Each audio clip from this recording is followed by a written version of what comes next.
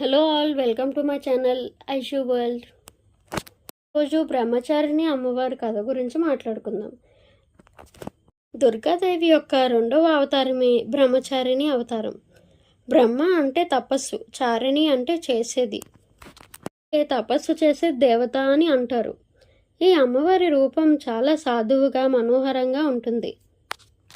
ఆమె ఒక చేతిలో జపమాల, మరో చేతితో కమండలం పట్టుకొని ఉంటారు.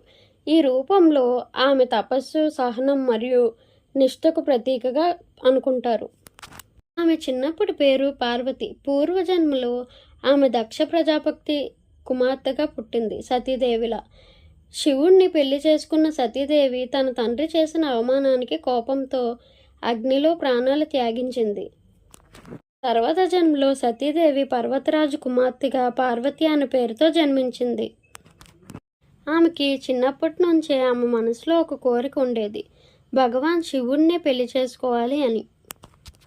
ఒకనాడు దేవఋషి నారద మహర్షి పర్వతరాజు ఇంటికి వచ్చారు. పార్వతిని చూసి ఆమె మునుపటి జన్మ గురించి చెప్పారు. ఓ రాజకుమారి, నీవు మునుపటి జన్మలో శివుడు భార్యవే. ఈ జన్మలో కూడా నీవు అతన్నే పెళ్లి చేసుకోవాల్సిందే అని చెప్పారు. కానీ నారద మహర్షి హెచ్చరించారు, కానీ శివుడు ఇప్పుడు గజకర్ణ పర్వతంపై కఠినమైన తపస్సులో ఉన్నాడు.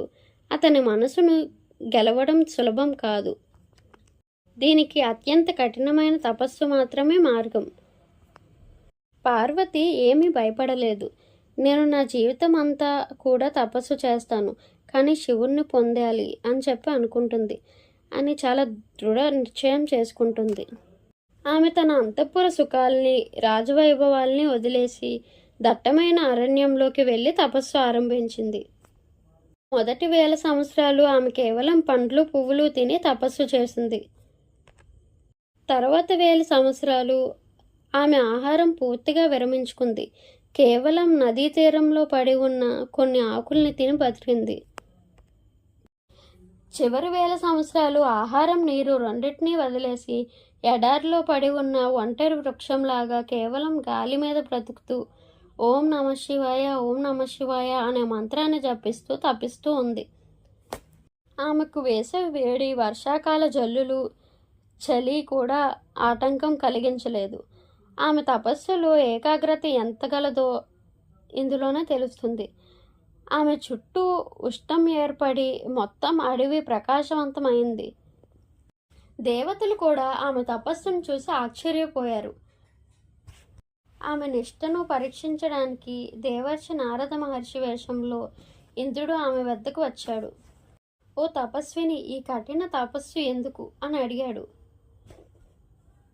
శివుడు సంసారానికి అతీతుడు, అతను సన్యాసి, అతనిని పెళ్లి చేసుకోవడం వ్యర్థం.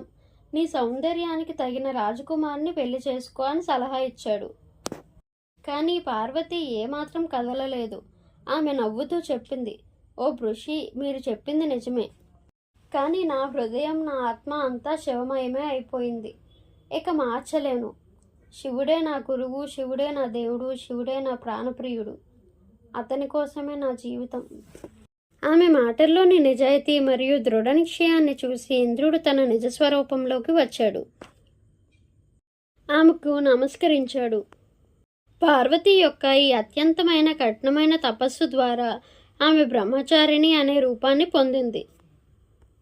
ఆమె తపస్సుకు మెచ్చి భగవాన్ శివుడు తన తపస్సు ముగించి సుందరమైన యువకుడి రూపంలో ఆమె ముందుకు ప్రత్యక్షమయ్యాడు. ఆమె నిష్ఠను, భక్తిని చూసి శివుడు గ్రహించాడు. చివరకు ఆయన పార్వతిని పెళ్లి చేసుకోవడానికి అంగీకరించాడు. బ్రహ్మచారిణి అమ్మవారు తపస్సు విజయవంతమైంది. నవరాత్రి యొక్క ప్రాముఖ్యత. నవరాత్రి 2వ రోజు మనం బ్రహ్మచారిణి అమ్మవారిని పూజిస్తాం. ఈ అమ్మవారి కథను మనకు ఏం పాఠాలు నేర్పుతాయి అంటే, దృఢ నిశ్చయం. మన లక్ష్యం ఎంత కష్టమైనదైనా దృఢ నిశ్చయం ఉంటే దాన్ని సాధించవచ్చు. సహనం. విజయం సాధించడానికి సహనం చాలా అవసరం. నిష్ఠ. ఏ పన్నైనా పూర్తి నిష్ఠతో, ఏకాగ్రతతో చేస్తే విజయం ఖాయం. అలాగే దసరా అమ్మవారి కథల గురించి డే 1 నుంచి డే 9 వరకు ప్రతి కథ మీ ముందుకు తీసుకొద్దాం అనుకుంటున్నా. దానికి ఐషు వరల్డ్ని సబ్స్క్రైబ్ చేసుకొని చిన్న సపోర్ట్ అందించండి. కొంచెం లేట్ అయిన డే 1 నుంచి డే 9 వరకు మొత్తం అన్ని కథల్ని మీ ముందుకు తీసుకొస్తాను.